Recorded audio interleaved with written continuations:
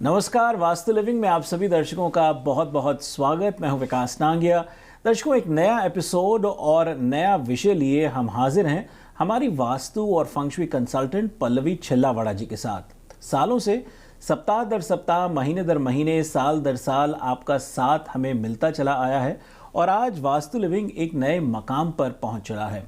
दर्शकों, इस बीच आपके हमें बहुत सारे सुझाव आते हैं और जैसे जैसे अवसर मिलता है उन सुझावों को मद्देनज़र रखते हुए हम पल्लवी जी से अलग अलग विषयों पर बातचीत करते हैं। आज एक ऐसा दिलचस्प विषय जो हर घर परिवार का है। हो सकता है कि वो समस्या आपकी हो या आप किसी अपने प्रियजन को जानते हो जो इस परिस्थिति से जूझ रहे हों, उनको आप वास्तु अनुसार कुछ सुझाव दे सकते हैं। जी हाँ, आज हम अपनी वास्तु और फंक्शुई कंसल्टेंट पल्लवी छिल्लावाड़ा जी से प्रेगनेंसी एंड वास्तु 2024 विषय पर बातचीत करेंगे। कार्यक्रम की शुरुआत में आइए सबसे पहले उनका स्वागत करते हैं। पल्लवी जी, वास्तु लिविंग में आपका स्वागत है। शुक्रिया। प्रेगनेंसी एंड वास्तु 2024 विषय क्या कहेंगे?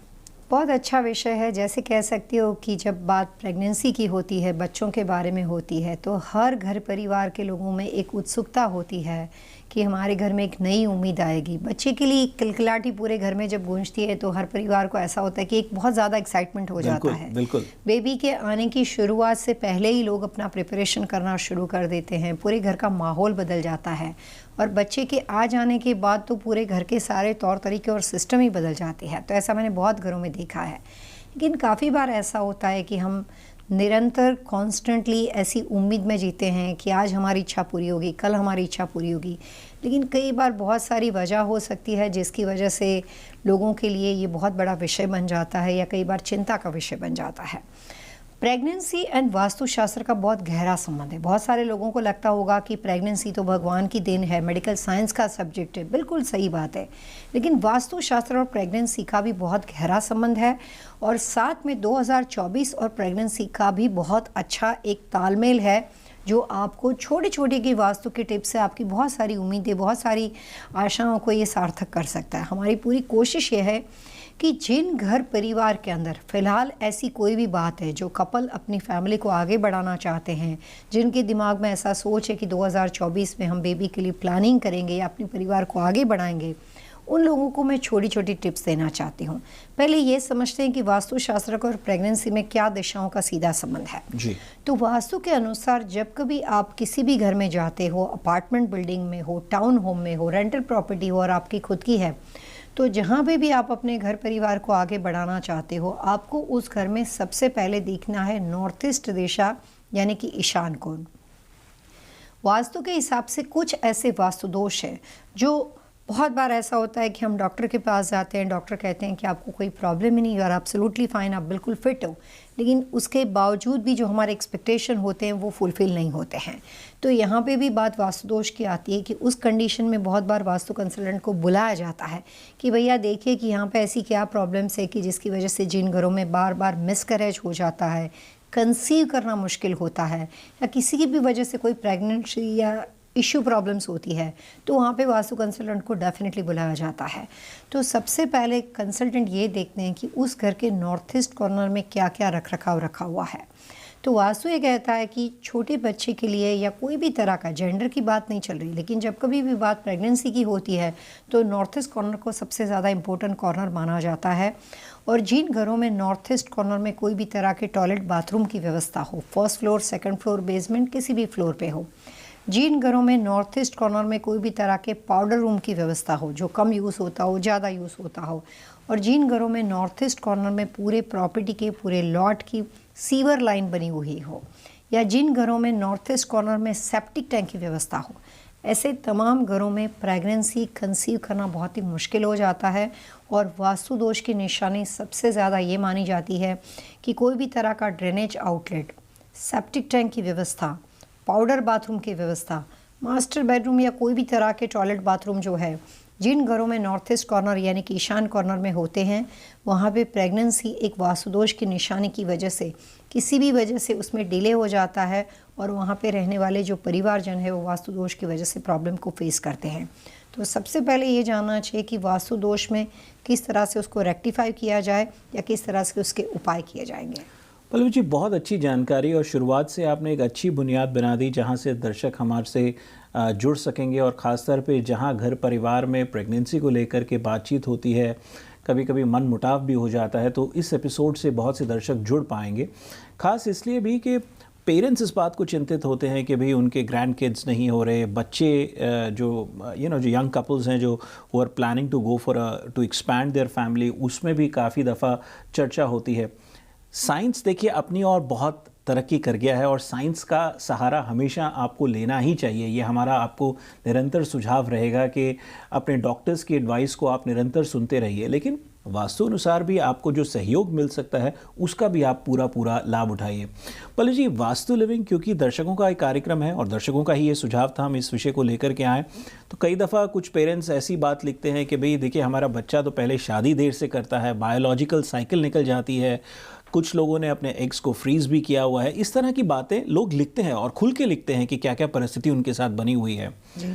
अब देखिए, मैरिज डिले से हो या बायोलॉजिकल साइकिल निकल जाना, ये तो एक अलग बात है, लेकिन सब कुछ अगर समय अनुसार हुआ है, शादी भी समय से हुई है, when they are trying to expand for a family, वो भी समय से प्रयास किया जा रहा है लेकिन नहीं हो पा रहा, तो फिर उन कारणों को समझना भी ज़रूरी है, और उसमें हो सकता है कि वास्तु मददगार हो सकता है। इस विषय को और थोड़ा सा इस पर और जितना हो सके गहराई में जाते हुए इस पर बातचीत करते हैं। जिस तरह से आपने घर की परिस्थितियां बताई कि सेप्टिक टैंक हो सकता है, सीढ़ियों को लेकर के हो सकता है, टॉयलेट की क्या पोजीशन है, ये सब चीज़ों को समझना होगा। और कई घरों में तो ऐसा भी होता है कि बड़े जो घर होते हैं, एक से ज़्यादा सीढ़ियाँ नज़र आती हैं, नॉर्मल से ज़्यादा स्टेयरकेसेस होते हैं, रेस्टरूम्स भी ज़्यादा होते हैं, पाउडर रूम्स की भी परिस्थितियाँ होती हैं। क्या एडवाइस करेंगे? सबसे पहली बात है कि जैसे जैसे नई नई साइंस, टेक्नोलॉजी और नई नई दुनिया स्मार्ट वर्ल्ड में जाती है, वैसे कई बार नए नए प्रॉब्लम्स भी दिखाई देते हैं। बिल्कुल सही बात है। अभी इंडिया, यूएसए, सब जगह पे आप देखोगे तो समांतर स्तर पे लोग आजकल अपनी मास्टर डिग्री ख़त्म करते हैं, बच्चे ग्रेजुएशन से ज़्यादा ही पढ़ते हैं। अब आप एक मास्टर डिग्री तक जाते हो, ज़्यादा पढ़ते हो, उसके बाद लेट शादी के बारे में सोचते हो, तो कई बार उसकी वजह से भी इशू प्रॉब्लम्स बहुत ज़्यादा बढ़ जाते हैं। जो आपने कहा कि बायोलॉजिकल एक साइकिल चली जाती है और उसके बाद प्रॉब्लम शुरू हो जाते हैं। कई बार ऐसा होता है कि इंटरकास्ट मैरिज होता है, माता पिता अप्रूव नहीं करते हैं, तो बच्चे असमंजस में होते हैं कि ये रिलेशनशिप लिविंग में है, इसको आगे बढ़ाने के लिए नेक्स्ट स्टेप वो बेबी प्लान करते हैं, तो वहाँ पे परिवार का अप्रूवल नहीं होता है, तो यही सब चीज़ें सोचते विचार करते होते भी देर हो जाती है। मैंने इतने सालों की 1989 प्रैक्टिस में ये देखा है कि जब मैं 89, 90, 91 में प्रैक्टिस करती थी, तब मेरे को प्रेगनेंसी से रिलेटेड इतने वास्तु दोष दिखाई नहीं देते थे। अभी जो नए जो ये सारी समस्या है और ये नया जनरेशन है, उसमें ये इशू बहुत ज़्यादा दिखाई देते हैं। उसमें सबसे पहली बात है लेट मैरिजेस, बहुत ज़्यादा लेट मैरिज करते हैं। लेट मैरिज के बाद उनके पास ये होता है कि इतना वक्त तो पढ़ने में चला गया, अब अपने आप को करियर को सेट करना है। फिर नई जनरेशन ये भी सोचती है कि बच्चा आएगा, एक्सपेंस ज़्यादा बढ़ेगा, तो हम थोड़े और ज़्यादा वेल टू डू यानी कि सेट हो जाए, उसके बाद सोचेंगे। तो बहुत सारी वजह की वजह से एक टाइम जो होता है निकल जाता है। और इन सब चीज़ों में तनाव भी एक कारण है जिसकी वजह से कंसीव करने में प्रॉब्लम्स की वजह से कुछ डिवोर्स भी मैंने देखे हैं। कई बार ऐसा होता है कि लाइफ पार्टनर जो होते हैं वो बच्चा चाहते हैं, लेकिन कई बार फैमिली का प्रेशर इतना ज़्यादा हो जाता है कि वो एकदम उससे पूरे उसके अगेंस्ट हो जाते हैं और बोलते हैं फैमिली इतना बोलती है तो हमें बच्चा ही नहीं करना है। तो ऐसा बहुत बार होता है। लेकिन आज का शो है कि 2024 जो है वो प्रेगनेंसी वाले लोगों को, प्रेगनेंसी को एक्सपेक्ट करने वाले लोगों को, फैमिली को एक्सटेंड करने वाले लोगों को कैसे उपयोगी साबित होता है। तो हर साल आपके लिए कुछ अच्छा और बुरा लेकर आता है। 2024 जो है वो फाइनेंशियल चीज़ों के लिए, हेल्थ के लिए, रिलेशनशिप के लिए इतना अच्छा साल नहीं माना जाता, लेकिन नई शादी ब्याह की अपॉर्चुनिटी के लिए अच्छा माना जाता है, इमिग्रेशन के लिए अच्छा माना जाता है, और प्रेगनेंसी के लिए भी बहुत अच्छा साल माना जाता है। तो काफ़ी बार ऐसे हैं कि प्रेगनेंसी की समस्या को वास्तव में 2-3 तरह से ब्रेक डाउन किया जाता है। एक ऐसा होता है कि प्रेगनेंसी सिर्फ वास्तुदोष की वजह से प्रॉब्लम क्रिएट करती है, जिसमें पति पत्नी का मास्टर बेडरूम गलत दिशा में होता है और जिसमें उस घर में नॉर्थ ईस्ट कॉर्नर में एक से ज़्यादा वास्तुदोष होते हैं। वो 2 वास्तुदोष हैं, वो कई बार बच्चे हेल्थी होते हैं, मतलब जो भी कपल है उसमें कोई मेडिकली कोई प्रॉब्लम्स हैं, वो बार बार डॉक्टर को विजिट करते हैं, तो डॉक्टर भी ये भी बताते हैं कि कोई प्रॉब्लम है। ऐसा बहुत कपल के साथ होता है कि मेडिकली वो फिट होते हैं लेकिन उसके बाद भी वो डिले होता है। तो यहाँ पे हम वास्तु से आपकी हेल्प कर सकती हैं, जिसमें पहला सवाल आता है कि पति पत्नी की डेट ऑफ बर्थ देखकर ये देखा जाता है कि उनके मास्टर बेडरूम की व्यवस्था कौन सी दिशा में है। स्लीपिंग पोजीशन को इम्पोर्टेंस माना जाता है। और ये दोनों के बाद तीसरी बात आती है कि घर के नॉर्थ ईस्ट कॉर्नर में क्या रख रखाव है, जिसमें हमने ड्रेनेज आउटलेट टॉयलेट बाथरूम के बारे में बात की, आपने सीढ़ियाँ यानी कि वहाँ पे वेट और क्लटर के बारे में बात की। तो नॉर्थ ईस्ट कॉर्नर जो होता है वो लॉट का अगर किसी भी वजह से कटा हुआ ना हो, नॉर्थ ईस्ट कॉर्नर एक्सटेंडेड हो, नॉर्थ ईस्ट में कोई भी तरह के टॉयलेट बाथरूम या ड्रेनेज आउटलेट की व्यवस्था ना हो, और नॉर्थ ईस्ट कॉर्नर में कोई भी स्टोरेज ना हो, वहाँ पे क्लटर फ्री हो, बेसमेंट अगर आपका है तो वहाँ पे सोना या बहुत ज़्यादा ऐसी कोई फायर एलिमेंट की व्यवस्था ना हो, और मेडिकली आपको कोई भी तरह की समस्या ना हो, तो ऐसे तमाम कपल के लिए 2024 आप ये कह सकते हो कि ब्लेसिंग साल है, जो काफ़ी टाइम से उनकी जो इच्छाएं हैं वो इस साल आपको पूरी कर सकता है। तो आपको ये देखना है कि जिस स्ट्रक्चर में आप रहते हो उसमें वास्तु और 2024 के नियम के अनुसार अगर आपके घर का master bedroom north east corner में नहीं होना चाहिए। वास्तु में एक नियम ये भी है कि किसी भी वजह से पति पत्नी का नॉर्थ ईस्ट कॉर्नर अच्छा क्यों ना हो, लेकिन प्रेगनेंसीज के लिए एक्सपेक्ट करने वाले लोगों के लिए मास्टर बेडरूम की व्यवस्था जो है वो नॉर्थ ईस्ट कॉर्नर में नहीं होनी चाहिए। नॉर्थ ईस्ट के अलावा और कोई भी दिशा हो सकती है, या फिर ये भी हो सकता है कि जब कभी आपको मालूम पड़ता है कि आपका बार बार मिसकैरेज हो जाता है और अगर आपके पास प्रेगनेंसी है तो उसके प्रिकॉशंस कैसे लेने चाहिए, जाके 2024 के छोटे छोटे वास्तु टिप्स आपको हेल्प कर सके।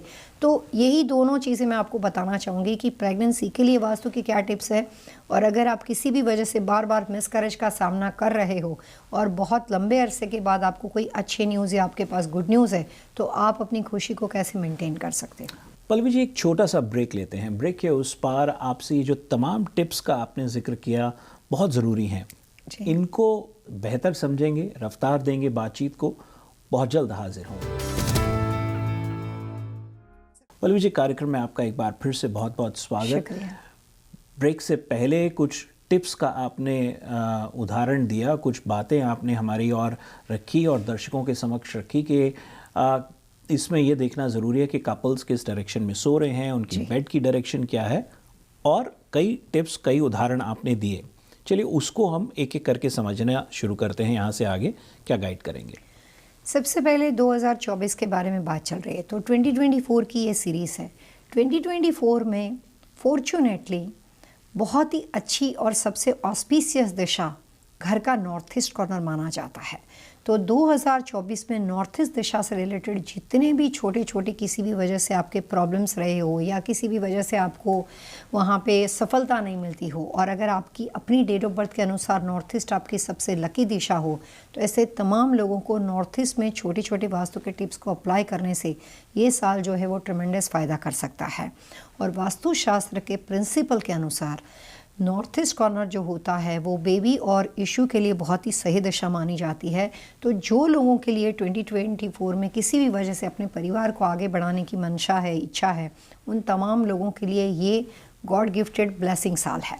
पल्लवी जी, एक चीज़ और, जहाँ आप डेट ऑफ बर्थ की बात कर रहे थे, कई बार लोग ये भी कहते हुए नज़र आते हैं कि भाई देखिए, कागज़ों में, बर्थ सर्टिफिकेट में या फिर मेरे पासपोर्ट में मेरी डेट ऑफ बर्थ कुछ और है और एक्चुअल कुछ और है। अब किसको ज़्यादा उनको प्राथमिकता देनी चाहिए? मतलब कागज़ों में डेट ऑफ बर्थ कुछ और है और बनाते वो सेलिब्रेट किसी और दिन करते हैं। अब वहाँ पर वो लोग कंफ्यूज हो जाते हैं कि एडवाइस कैसे लें, किसी भी कंसल्टेंट से एडवाइस कैसे लें। थोड़ा बातचीत से हल्का सा टेंजेंट है, लेकिन इसको भी झटपट समझते जाएं। बहुत ही इंपॉर्टेंट बात है, क्योंकि अगर आपको अपने नॉर्थ ईस्ट कॉर्नर के बारे में अपने लिए क्या लकी दिशा है, क्या अनलकी दिशा है, जैसे वास्तु को बर्थ चार्ट बनाते हैं हम लोग, आप एस्ट्रोलॉजी में बनाते हो वैसे हम लोग वास्तु बर्थ चार्ट बनाते हैं, तो उसके लिए सबसे पहली बात होती है कि हर व्यक्ति का नाम, डेट ऑफ बर्थ, जैसे हम एस्ट्रोलॉजी में लेते हैं। तो यहाँ पे ये बात इंपॉर्टेंट है कि आप अपने लोगों के पास लीगल पे ऑन पेपर कई बार कोई और डेट ऑफ बर्थ होती है और रियलिस्टिक और होती है।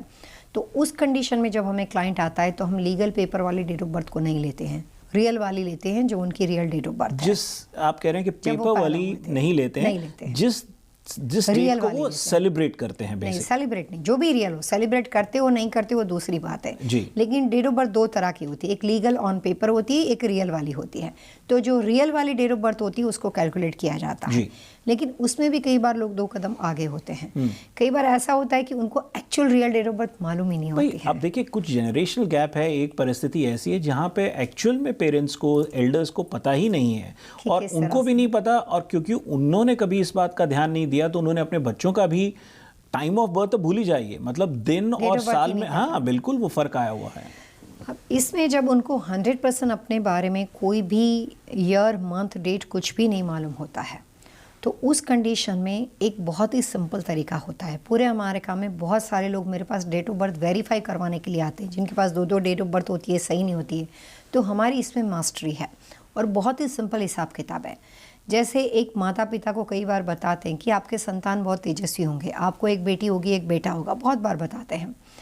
लेकिन जब बच्चे होते हैं तो उनको बताते हैं कि भैया आपकी माता के साथ आपकी लेन देन बहुत अच्छी है, आपके फादर के साथ आपकी लेन देन बहुत अच्छी है। तो इसका मतलब ये होता है कि माता पिता के ऊपर से बच्चों की इन्फॉर्मेशन निकलती है और एज यूजुअल बच्चों के ऊपर से माता पिता की इन्फॉर्मेशन निकलती है। अब कई बार किसी भी वजह से पेरेंट्स की कोई इन्फॉर्मेशन बेस हो ही नहीं हमारे पास, तो हमें पास बच्चों की इन्फॉर्मेशन से हम पेरेंट्स की इन्फॉर्मेशन को निकाल देते हैं, बच्चों की इन्फॉर्मेशन को सोर्स बनाते हैं। कुछ लोग ऐसे आते हैं जिनको या तो तारीख मंथ पता होता है, साल पता नहीं होता है, या कई बार साल पता होता है और मंथ और डेट पता नहीं होती, या उनके पास 2-2, 3-3 टाइमिंग होते हैं, 2-2, 3-3 डेट ऑफ बर्थ होती है, और बच्चों की भी इन्फॉर्मेशन उनके पास करेक्ट नहीं होती है, बहुत पुरानी बात हो तो उस कंडीशन में वास्तु में एक बहुत ही पर्सनालिटी चार्ट बनाया जाता है, जिसके ऊपर से हम उनके बारे में इन्फॉर्मेशन को निकाल सकते हैं। तो या तो बच्चों की इन्फॉर्मेशन के ऊपर से माता पिता की एक्यूरेट इन्फॉर्मेशन निकलती है, रियल और लीगल ऑन पेपर हो तो रियल को बेस बनाया जाता है, और अगर पूरी इन्फॉर्मेशन करेक्ट ना हो तो पर्सनालिटी चार्ट के ऊपर से उनकी इन्फॉर्मेशन निकाल सकते हैं। लेकिन बहुत सारे उपाय हैं, आपकी एक्यूरेट इन्फॉर्मेशन प्रोफेशनल लोग डेफिनेटली निकाल सकते हैं जी। जहाँ पे बात प्रेगनेंसी की होती है वहाँ पे पति पत्नी की हम सही इन्फॉर्मेशन लेते हैं। अगर उनके पास एक्यूरेट इन्फॉर्मेशन है तो हमारा काम सबसे आसान हो जाता है। जितनी एक्यूरेट इन्फॉर्मेशन नहीं है उतना काम जो होता है वो जॉब रोल बढ़ जाता है, ज़्यादा डिफिकल्ट हो जाता है। लेकिन उसके बाद भी इन्फॉर्मेशन तो निकालने के बहुत सारे तरीके हैं। ठीक उसी तरीके से अगर उनकी डेट ऑफ बर्थ रियल वाली है तो उसको बेस बना के हम देखते हैं कि भैया ये पति पत्नी के कॉम्बिनेशन को देखा जाता है, क्योंकि हस्बैंड की कई बार डेट ऑफ बर्थ डिफरेंट होती है, वाइफ की डिफरेंट होती है। तो एस्ट्रोलॉजी में उसको ये समस्या मानी जाती है कि जब आप कंपेबिलिटी मैच करते हो जी। तो एक और वर्ड से जिसको नाड़ी दोष बोलते हैं, तो अगर पति पत्नी की डेट ऑफ बर्थ के हिसाब से ज्योतिष शास्त्र में नाड़ी दोष है तो उनको इश्यू प्रॉब्लम्स यानी कि बच्चों की समस्या रहती है। ये एक कैलकुलेशन है। वास्तु के हिसाब से अगर पति पत्नी के दोनों के कॉम्बिनेशन में अगर उनका कंट्रोवर्सी कॉम्बिनेशन है, ठीक नाड़ी दोष वाली बात है, कंप्लीटली कंट्रोवर्सी, तो उस कंडीशन में भी इशू की परेशानी रहती है, बहुत परेशानी रहती है। तो कई बार मेडिकली आप फिट हो लेकिन जो छोटी छोटी समस्या है जिसमें घर का नॉर्थ ईस्ट कॉर्नर गलत है, आपके बेडरूम का सिलेक्शन गलत है, किसी वजह से आपका कॉम्बिनेशन पति पत्नी का कॉम्बिनेशन गलत है, तो उस कंडीशन में भी इशू की समस्या रहती है। ये सारे तमाम जो चीज़ें हैं वो वास्तु दोष से आप फिक्स कर सकते हो, जिसमें वास्तु के टिप्स को अप्लाई किया जाता है। 2024 के लिए मैं आपको कहना चाहूँगी कि अगर आपके घर में नॉर्थ ईस्ट कॉर्नर में टॉयलेट की व्यवस्था है तो आपको अपने घर का फ्लोर प्लान और स्ट्रक्चर भेजना है। हमारी ये स्पेशलिटी है कि हम बिना तोड़फोड़ आपके नॉर्थ ईस्ट कॉर्नर के बाथरूम को निकाल सकते हैं। बाथरूम को टच करने की भी ज़रूरत नहीं है, वो फ्लोर प्लान पर डिपेंड करता है। दूसरे ऐसे लोग कि जिनके घर में नॉर्थ ईस्ट कॉर्नर में बहुत ज़्यादा क्लटर हो तो उनके लिए तो बहुत ही आसान उपाय है कि वहाँ से वो नॉर्थ ईस्ट के क्लटर को रिमूव कर सकते हैं बिफोर बेबी प्लानिंग। कुछ ऐसा हो कि नॉर्थ ईस्ट में स्ट्रक्चरल बहुत ज़्यादा वेट हो, जैसे बीम हो, कॉलम हो, सीढ़ियाँ पड़ती हो, तो वहाँ पे भी फ्लोर प्लान का प्रयोग करके हम उसके स्क्वायर फुटेज को बढ़ा के वो जो कंस्ट्रक्शन का हैवी लोड वहाँ पे है, जो ग्रेविटेशन फोर्स को डिस्टर्ब करता है, नॉर्थ ईस्ट को डिस्टर्ब करता है, जो बाथरूम वाली रेमेडी वो सेम रेमेडी को उपाय कर सकते हैं, जो ज़्यादातर रेमेडी लैंडस्केपिंग और फेंसिंग के माध्यम से हो जाती है, रिटर्निंग वॉल के माध्यम से हो जाती है। ये तमाम केस में आपको बेडरूम को बदलने की यानी कि घर को बदलने की ज़रूरत नहीं है। अगर नॉर्थ ईस्ट का बेडरूम आप यूज़ करते हो तो हर एक के घर में एक से ज़्यादा कमरे तो होते ही हैं, तो जब तक उनका गोल वो अचीव नहीं करते हैं तब तक टेम्पररी उनका गेस्ट बेडरूम हो, पेरेंट्स का कमरा हो, सिबलिंग का कमरा हो, तो गेस्ट रूम हो, वहाँ पे उनको मूव करके जब उनका काम ख़त्म हो जाता है तब तक ड्यूरिंग अ 9 मंथ जो प्रेगनेंसी का पीरियड होता है तब तक हम उस फीमेल का ध्यान रखते हैं। उनकी डेट ऑफ बर्थ देखकर उनका व्यक्तिगत पर्सनालिटी लकी कॉर्नर क्या है वो देखकर हम उनको एक कमरा सजेस्ट करते हैं। मेरी अपनी प्रैक्टिस के दौरान मैंने प्रेगनेंसी से रिलेटेड बहुत सारे प्रॉब्लम्स में अनबिलीवेबल रिजल्ट दिए हैं, बहुत सारे अलग अलग तरह के। कुछ ऐसे भी एज ग्रुप के लोगों के साथ काम किया है जिन्होंने सारी उम्मीद छोड़ दी थी, और उस कंडीशन में उन्होंने सरोगेट मदर और मेडिकल साइंस का भी हेल्प लिया और उसके बाद वास्तु की भी हेल्प ली, और दोनों के मेल मिलाप से उन्होंने बहुत अच्छे रिजल्ट पाए। लेकिन 2024 ऐसे तमाम कपल के लिए बहुत ही ब्लेसिंग साल है। जो प्रेगनेंसी के बारे में सोचते हैं उनको ये साल छोटी छोटी टिप्स को अप्लाई करने से पॉजिटिव रिजल्ट मिल सकता है। पल्लवी जी, बहुत ही अच्छी बात, और 2024 को लेकर के एक उम्मीद बांधती नज़र आती बात है ये। दर्शकों, वास्तु लिविंग में अब वक्त हो चला है एक छोटा सा ब्रेक का। ब्रेक के उस पार हम पल्लवी जी से आज के विषय पर बातचीत को जारी रखेंगे। हम बहुत जल्द हाजिर होंगे। पल्लवी जी, प्रेगनेंसी एंड वास्तु 2024 पर बातचीत हो रही है जी। आपने कुछ तवज्जो सेकंड सेगमेंट में डायरेक्शंस पर भी दिया था, क्या गाइड करेंगे? जैसे वास्तु के लिए मैं आपके साथ कुछ केस स्टडी शेयर करना चाहूँगी। कई बार ऐसा होता है कि आम तौर पे सिर्फ वास्तु दोष की समस्या हो, जिसमें बेडरूम बदलने से या कमरों की पोजीशन बदलने से, उसमें इंटीरियर डेकोरेशन से, कुछ कलर्स वगैरह उनकी डेट ऑफ बर्थ को समझ के हम उनको देते हैं और उससे कुछ महीने में पॉजिटिव रिजल्ट आ जाता है, क्लाइंट बता देता है। जब पॉजिटिव रिजल्ट आ जाता है तो उसके बाद 9 मंथ तक उस फीमेल की डेट ऑफ बर्थ को ध्यान में रखकर हम पूरी कोशिश करते हैं कि जिस कमरे में वो सबसे ज़्यादा सोएंगे, चाहे वो मास्टर ना सही, उनके घर का और कोई कमरा हो, तो उनको जब तक रिज़ल्ट नहीं मिलता है, बेबी नहीं आ जाता है, तब तक हम उनको सारे वास्तु के टिप्स देते हैं और उनका ध्यान रखते हैं। कई बार ऐसा होता है कि कुछ लोगों के लिए आम तौर पे मेडिकल हेल्प लेनी ज़रूरी हो जाती है। सरोगेट मदर होते हैं, उसमें भी हम हेल्प करते हैं। कई बार खुद की जो ट्रीटमेंट होती है, जो अलग अलग तरह से एम्ब्रियो ट्रांसफ़र करना, बहुत सारे आजकल तो मेडिकल साइंसेस में बहुत आगे हैं, जिसमें कोई शक की बात नहीं, बहुत सारी ट्रीटमेंट दी जाती है। तो वहाँ पे भी वास्तु कंसल्टेंट एज आपके साथ चल के बहुत बड़ा रोल उसमें भी उसका रहता है। काफ़ी लोग ऐसे होते हैं जब वो मेडिकल ट्रीटमेंट लेते हैं तो हम लोग उनके साथ बिगिनिंग्स के उनके साथ जुड़े हुए होते हैं। जो लोग इस प्रॉब्लम से परेशान है उसको मालूम है कि मेडिकल ट्रीटमेंट बहुत ही एक्सपेंसिव होता है, आसान नहीं होता है। उसमें मेंटली फिज़िकली जो फीमेल है उसको भी बहुत ज़्यादा सेक्रीफाइस करना पड़ता है। वास्तु कंसल्टेंट का पहला रोल ये होता है कि इस कंडीशन में उस फीमेल को सबसे ज़्यादा सपोर्ट मिले। तो हम सबसे पहले घर का जो इन्वायरमेंट होते हैं उसको पॉजिटिव करते हैं।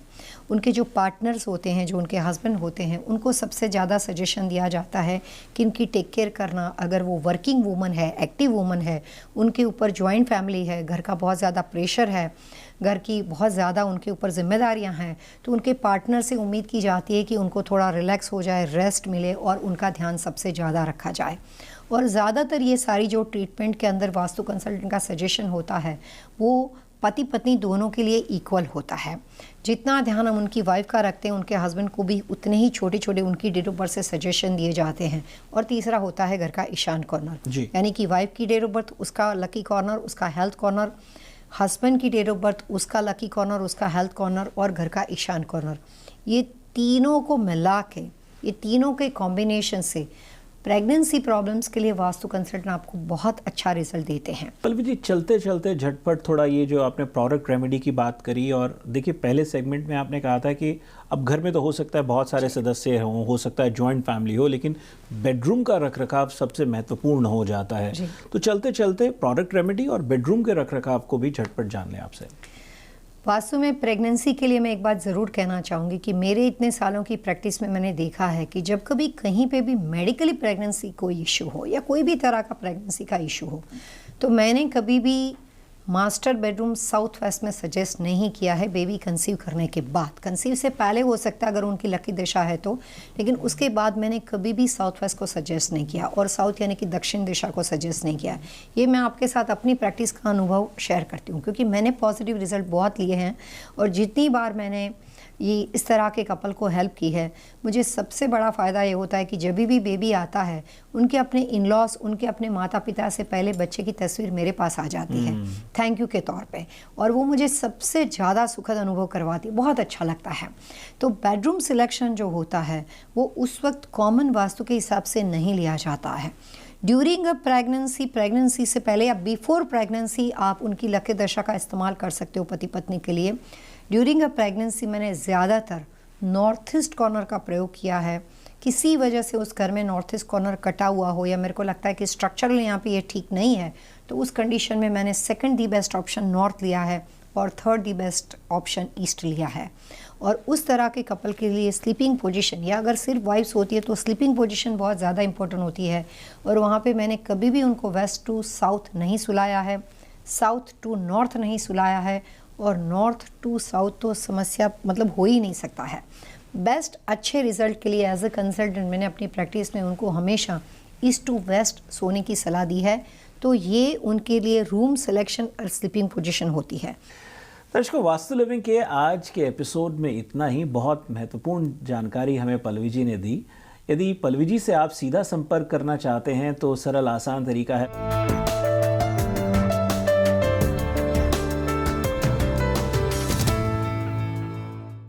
पल्लवी जी, अगले अंक तक के लिए आइए, दर्शकों से मिलकर के आज्ञा लेते हैं। Wish you all happy vastu living.